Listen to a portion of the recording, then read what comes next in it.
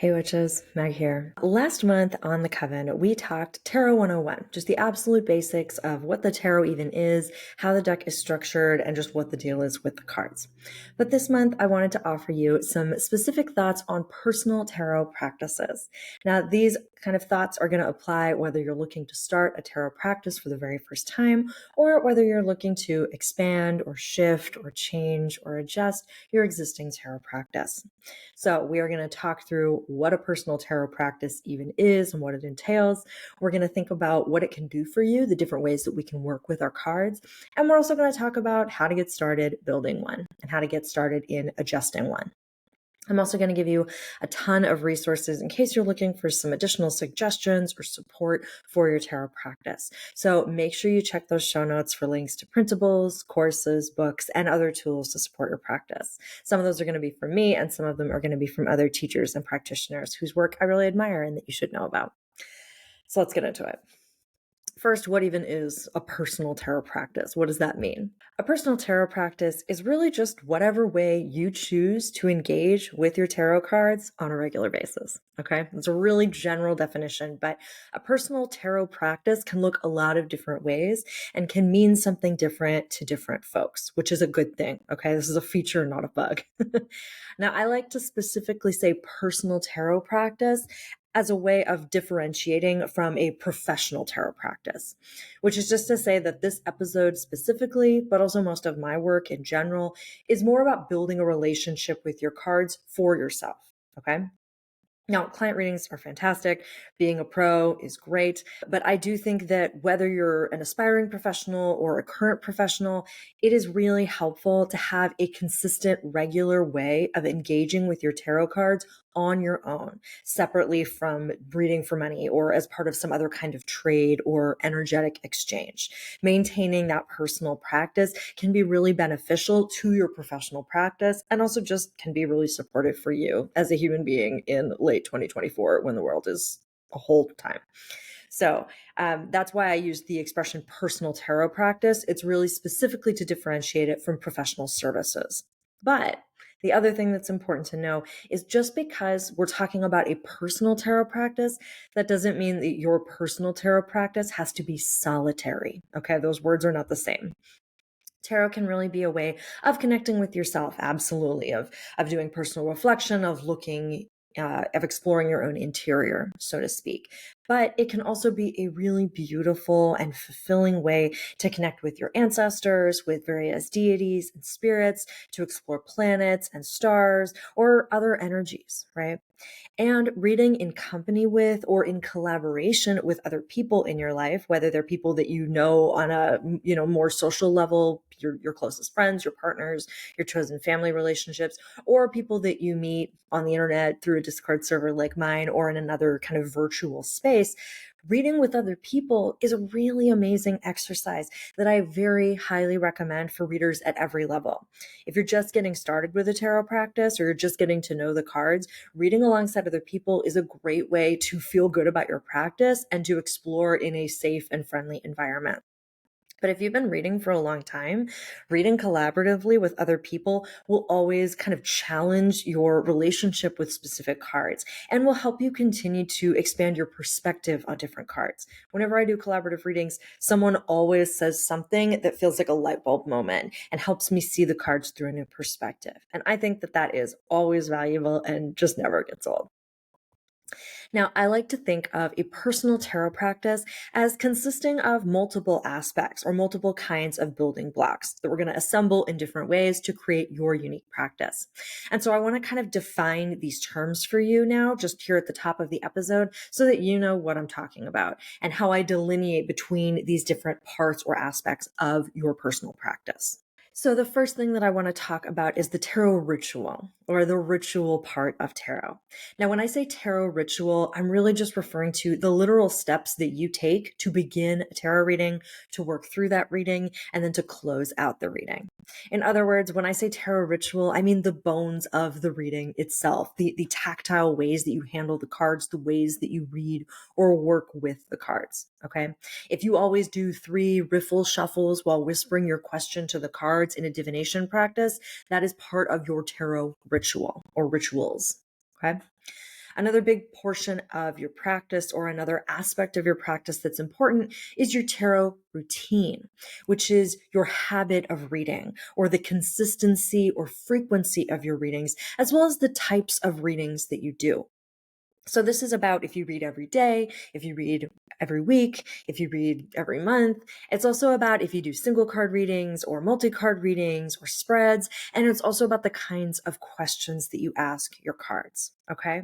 So if you do like a big Celtic cross at the top of every single month, that is part of your tarot routine, or the ways that you regularly engage with your cards. When I say tarot practice, I'm thinking about the combination of your routine and your rituals. But when I say tarot practice, I'm also grouping in your general tarot philosophy, okay? Your reading style, your experience with the cards, your purpose in engaging with the cards, and your beliefs around the cards. Practice is the phrase or the word that I use that really is encompassing your entire relationship with the tarot. So it's a much broader term. Now, your practice gets to be whatever the hell you want it to be. And it also gets to, and perhaps even should, change with time. Okay. As you learn new things, as you test out different decks, as you learn more about yourself and grow as a person, as you discover new techniques or figure out what you like, and also as your needs change, you can adjust your practice to suit you. You don't have to keep your practice in this one stagnant thing. Okay. Now, if you're a person on the internet, it's important that you know that some people have a lot of opinions, okay? And they put them on the internet. And especially when it comes to tarot, these people can be really opinionated about what you have to do in order to develop a tarot practice, to engage with the cards, to do readings regularly. There's just a lot of shit on the internet, okay, about what your tarot practice should look like or how you should engage with those cards. And I need you to hear me when I say, fuck those people, okay? Your tarot practice gets to be what you need it to be. You can read as frequently or as infrequently as you like, as feels good. You can use whatever deck you want, whatever deck really resonates with you and speaks to you. You can use tarot spreads to give structure to your readings, or you can not use spreads if they feel constricting. You can use tarot reversals if that feels exciting and engaging, or you can not use reversals if it feels overwhelming or unnecessary. Literally whatever you want, okay? Now, I am going to give you some suggestions for ways to establish and explore and develop a practice, but they are just suggestions. Your practice gets to be and should be your own. And everything I just said goes tenfold for my folks in marginalized communities and with marginalized identities. If your brain needs certain things for your tarot readings to feel good or to make sense, if you prefer to work with decks that are particularly affirming for your race or your culture or your history or your gender or your religion or your body or whatever, if you need to shuffle in a specific way because of your hands or your joints, if you prefer to lean on tarot resources because it's easier for you to stay objective in your readings, literally whatever it is, please don't force yourself to read tarot or work with tarot in a way that does not work for you. And please also don't believe that your tarot practice is somehow less than because of those kinds of accommodations. All right. When I say your practice is your own, I truly mean it. I want your practice to feel the way that you need it to feel and to be something you want to keep returning to. And that absolutely includes any kinds of accommodations, physical, mental, spiritual, or otherwise, or any awarenesses of what you need in order to connect more deeply with the cards. The point of the tarot practice is that you are part of that practice and you are developing a relationship with your cards. And that gets to support your needs and your brain and your body and all of those things. Okay. Building a tarot practice is not just about checking certain things or actions off of a to-do list of some kind. It would be really boring if all of our practices looked the same. So please don't let some asshole stranger on the internet make you feel bad because you think Crowley is a creep, or you don't like reading tarot reversals, or you only pull cards once a week, or whatever. All right. Now, let's get into the nuts and bolts here. What can a tarot practice do, right? Why is working with tarot helpful, or why can't it be helpful? Now, there are a lot of reasons that you might want to develop a personal tarot practice of various kinds. And so thinking about what you're looking for in or from your practice can be a really helpful and useful way to figure out what the rituals and routines that support that practice are going to be. Now, if this feels too transactional, like what can I get from my cards or something, think about it instead. Why do you want to work with the cards? What about the tarot appeals to you? And what do you hope to accomplish through your practice? In other words, what are your tarot goals right now? Or what are your goals in general? And how could the tarot serve as a tool in your toolbox to help you accomplish those goals, right?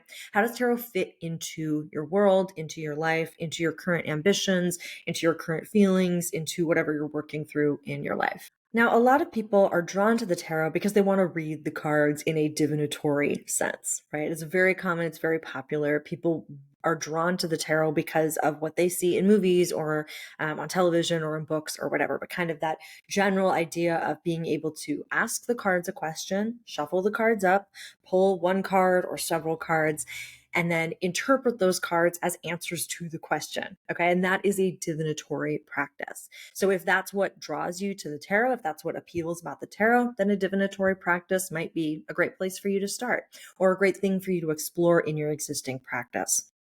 Now, I'm not going to get off on a huge tangent here, but I do want to clarify that divinatory might feel loaded or might not feel like what you think you're doing.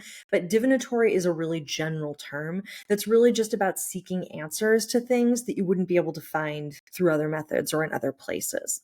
In other words, you don't have to be asking definitive, predictive questions about the future or what definitely will be in order for your practice to be considered divinatory. I consider myself a divinatory practitioner, but not a predictive practitioner. And maybe I'll do an episode about that at some point. But I want to be clear that when I use divinatory, I'm really just saying asking questions that can't be easily answered through other means. Okay. But there are lots of other reasons to work with the cards, or lots of other things that might draw you to the tarot. And a big one that's very popular is using the tarot for creative support or creative expression, right? A lot of people are drawn to the tarot because they want to use it to offer inspiration for a large creative project, to use cards to map out characters for books or for stories or for movies or for video games or for D&D or whatever. You can use the cards to map out plot lines or to world build, or even to explore specific conflicts between characters or between characters in their environment or whatever. Different decks can offer inspiration too visually for my visual artists around color stories and patterns, around shapes and textures. Even if you're a cook or you make perfumes, cards can evoke flavors or smells. And if you like meditation, then tarot can help shape environments. And there's so much more that you can do in this vein. Creativity is such a wide umbrella, right? And of course, the act of creating your own tarot deck, whatever that looks like, is a very beloved and well-known art tradition and like study practice at this point. So tarot is really fantastic for creativity. Still, others are going to use tarot for spiritual work outside of readings. And this can look a lot of different ways, right? This could look like using the tarot as anchors for your personal spells, for including a tarot card or two on your altar, whatever that altar is for, or for your shrine. This could look like praying to a card or to multiple cards, or using the tarot as inspiration for your prayers. This could look like using the tarot as a basis for writing mantras or for exploring meditation. And also you can associate different tarot cards with specific deities or ancestors or spirits or planets or whatever. And so there are a lot of different ways to use tarot as part of a spiritual practice that's not necessarily a divinatory practice. And I know plenty of folks who use the tarot for personal exploration, myself included. This could look like using the tarot as inspiration for journaling, using tarot in different ways around self-discovery, going in depth with archetype studies, doing group studies of different cards, or other techniques based around exploration or intentionality as a personal practice. This is a really broad category, but I do think that a lot of folks are drawn to tarot for its ability to help us know ourselves more deeply. And of course, you don't have to choose just one of these things, right? Your practice might not just fit into one of these categories, or your cards might fit, or your desire for a practice might fit into a completely different category that I'm not mentioning here. I've used the cards, I think, for just about everything I've mentioned. And then there's lots of other ways that you can use the tarot as well, which is amazing. So thinking about what might feel the most appealing for you, what you are drawn to about the tarot, what you want to explore through the tarot, what your current goals are, all of those things can help you recognize how you might want to develop your tarot practice right now, with the reminder, the evergreen reminder, that you can always add in new things, take things out, take a break from your cards, or do whatever you like. Okay. Just because one thing led you to the tarot doesn't mean that that thing always has to be an active part of your practice. And it doesn't mean that that always has to be the defining goal of your practice. I was initially drawn to tarot because of the divinatory aspects, but also because I wanted to use it to explore different spiritual relationships. But since engaging with the tarot, since learning the tarot and developing that personal divinatory and spiritual practice, I've also then used the tarot to explore all kinds of other things like creativity and building out characters and all of these other things. So your practice really does get to change as your goals change and as you grow. Now, the $1,000,000 question, how do you build a personal tarot practice, right? And once you have a sense of what you're looking for from your practice, then you can start experimenting with different ways of engaging with the cards to really see what feels good and what's going to support you the best.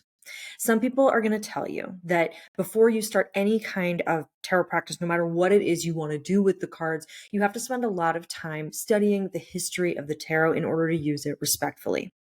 And while I don't entirely disagree with that point, I do think that it deserves a little bit of nuance, which is why I want to just take a minute to talk about this here. I think that studying tarot history in depth really depends on what you want to do with the cards. Now, if your primary motivation is divination or spiritual practice, and if you want to use the cards to dig into things that you might not be able to know through any other means, then personally, I think that having some kind of, even if it's very general, but baseline sense of where the cards came from, how old they are, what their most common or standardized definitions and correspondences are, and which style of deck you're using can be helpful. But, and here's the caveat, if you mostly want to use the cards for creative inspiration, for the imagery itself on the cards, for things like character studies, for journaling exercises, for meditation, or seeing the card as an environment itself, knowing the tarot's history might not be as necessary as if you're doing it for divinatory practices, right? You might find that correspondences and general keywords are really helpful, but you might also really prefer to trust your intuition or your skills of observation and see what comes up for you based on the images in whatever deck you're using. Okay. So I want to say that this just really depends on your personality and on what deck you're using and on what you want to do with the cards. In general, I'm someone who thinks that more information is better, but you do you. And again, it really depends on what you're doing with the cards. Information might feel like it's getting in your way if you want to be building a relationship with the cards that's not as divinatory. Now, let's get to the actual building blocks of your practice.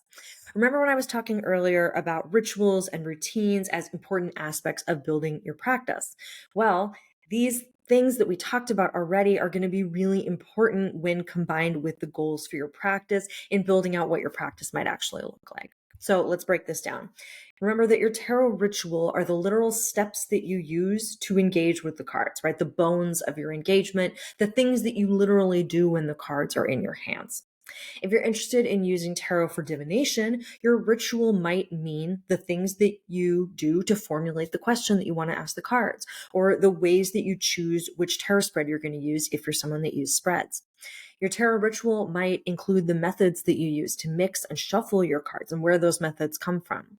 Your tarot ritual might include the techniques that you use in the reading itself, like whether or not you use reversals, whether or not you use clarifying cards, how heavily you lean on correspondences, and more, right? Those things are all going to be part of your tarot ritual and things to dig into when building your practice.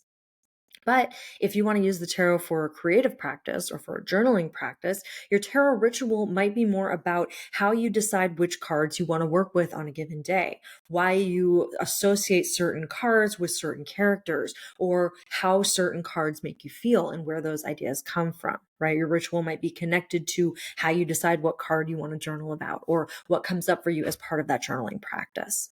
If you want to use tarot as part of a spiritual practice, or you're like putting cards on your altar or something, your tarot ritual might be about how you tend those altars or shrines, right? How you pray to or with or through your cards. Where your spells come from could be part of your ritual, right? Whether they're something that you're writing and creating, or whether you're borrowing or utilizing spells offered from another practitioner, etc. Right? Your tarot ritual is going to be influenced on what you're doing. That's where it's going to come from. And I also want to emphasize that your tarot ritual, even though ritual I know has this sense of repeating the same thing every time, your ritual can change, and it should change if your goals are different day by day, or your energy is different, or your intentions are different. What's important is less that you repeat the exact same ritual every time you work with your tarot, and is more that you're really intentional about what you're doing. And that if you want to experiment with different techniques, or try out a new process, or test out a new thing that might become part of your regular ritual, that you're clear that you're going to do that before you start pulling cards. This is to say, don't decide whether or not to read reversals in a particular reading only after you've pulled cards and seen which ones are reversed, right? Your ritual is something that you want to be deeply in tune with and really paying attention to, so that if it needs to adapt based on the day, if you want to integrate a new technique or test out a new thing that you might want to include in your ritual on a more regular basis, that you're intentional with how you're testing it and how you're deciding whether or not you're going to utilize it, right? You might have a series of different rituals that you lean on based on what you want to do that day. So if you're going to be doing a divinatory practice that day, if you want to pull cards to help support you through a particularly challenging moment or whatever, you're not going to use the same ritual as you would if you just wanted to journal about a character and its association with a specific card. Now, the other aspect of this is your tarot routine, right? And remember that when we're talking about a routine, we're talking about your habit of reading, or your consistency or frequency of reading, as well as the types of readings that you do on a regular basis. Consistency is a whole thing. And people have a lot of opinions about consistency as well, especially when it comes to really commonly recommended practices like a card a day habit. But I think card a day can bring up a lot of guilt, because if people don't actually literally pull a tarot card or work with the tarot every single day, it can immediately start becoming this thing where people feel a lot of guilt or shame around their lack of consistency for a practice. So please hear me. It is okay if you don't read tarot every day. Single card readings or single card studies are fantastic, no matter how frequently you're doing them. It is okay if you only read a couple of weeks per month. It's okay if you just do a big reading on the new moon. It's okay if you don't pick up your cards for a few months at a time. And in a different sense, it's also okay if you only reach for your cards when a character is stuck, versus doing big readings or explorations or journaling practices to develop the character, right? Or if you only want to connect with a new planet or fixed star rather than regularly engaging with something that you already have a relationship with. It's okay to only reach for your cards when you're craving guidance from an ancestor, from a specific ancestor, or whatever.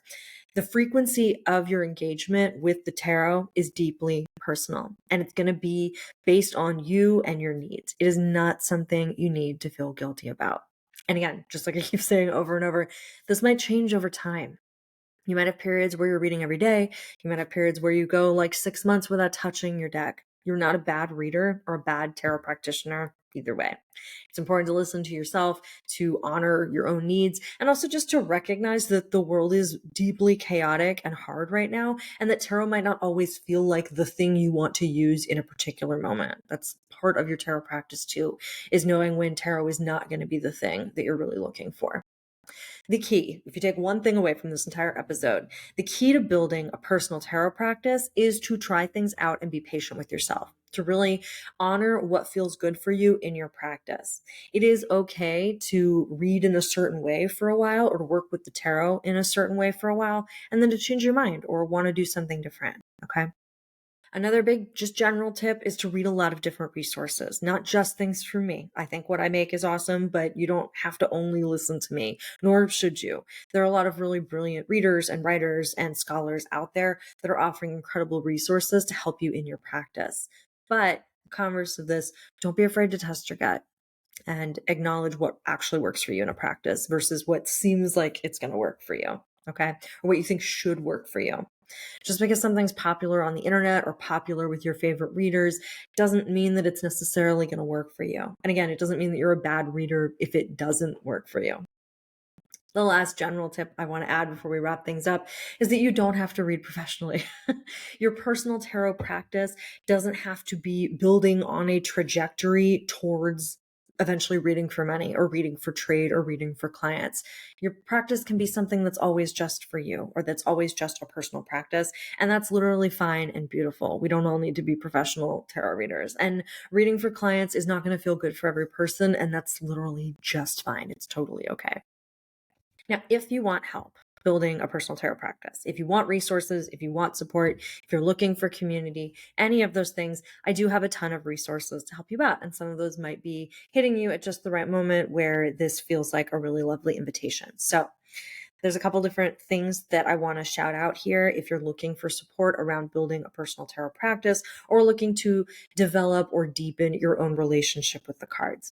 First, I have a newsletter. It's called Devils and Fools. It includes monthly essays as well as ongoing regular resources about walking through the tarot and connecting the cards to personal stories from my life, as well as broader themes in our current world. So there's a free sign up, but then you can also add on paid subscriptions for, spreads and other exclusives that are just for subscribers. My signature service, especially if you're looking for help and a lot of different resources for building a tarot practice, is called the 3am Tarot Conservatory. It is a monthly membership program, and it includes streaming accesses to all of my biggest and most popular tarot resources. Through the conservatory, you can explore everything from doing your very first reading and pulling cards for yourself for the first time, to getting really deep into tarot numerology, to using the tarot to expand your imagination, to building personal meanings through journaling with every card in the deck, etc. There's so much packed into the conservatory, which is why it's my signature program. I do also have my own podcast, separate from Call Your Coven. It's called Card Talk. It's all about tarot. So all of the episodes are mini episodes between 15 and 20 minutes. And a lot of the things that I'm covering here today, I have individual episodes focusing on those things in more depth. It's completely free to listen. You can find it on all podcasting apps and technically on YouTube as well. It's called Card Talk. And I do also offer readings and one-on-one services. I hope to offer mentorship, personal mentorship through tarot in the new year. So you can find all of these things on my website, 3amtarot.com, and I'll link to everything in the show notes as well. That is all I have for you. So if you haven't gotten a chance to check out the other Call Your Coven episodes that we dropped this month, make sure you give those a listen. We have a killer month for you. We did a really juicy October 2024 forecast. B talked to you all about the numerology of Samhain and how to use the numbers to navigate this new holiday and this witch's new year. Gina made you a really in-depth, informative, and evergreen introduction to eclipses that taught me a lot because I never understand eclipses. And B and Gina also recorded a really amazing, fascinating chat all about the US election that you don't want to miss. We will be dropping our November 2024 forecast shortly too as well, so make sure you're on the lookout for that. And if you love what we do here, if you love what you heard, if you love watching us go off about numerology, astrology, and tarot together, make sure you do all the things to support the Coven. Like, subscribe, rate, and review on YouTube as well as on your favorite podcasting apps. All of these things help our show keep growing. And if you're especially invested, if you want us to really succeed, sharing these podcast episodes, your favorite episode with a friend, and supporting us over on Patreon are some of the most valuable ways to help the show keep growing. You can find us at callyourcoven.com, at callyourcoven on Instagram, and you can also leave us a message at callyourcoven@gmail.com. Don't forget that you are part of the Coven too. The Coven is not just me, B, and Gina, it's also you watching. And so we'd love to connect with you, hear what you think, and get to know you better. Thank you so much for being here, for spending this time with me. Have a wonderful, safe rest of your month, and we'll see you again soon.